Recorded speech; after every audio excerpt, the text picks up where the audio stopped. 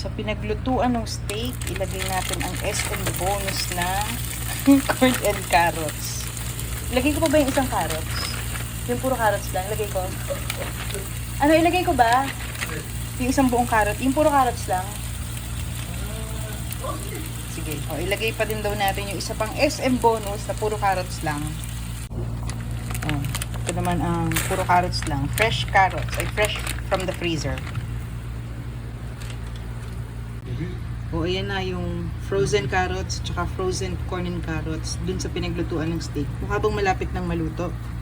Tingnan mo nga kung malapit na maluto.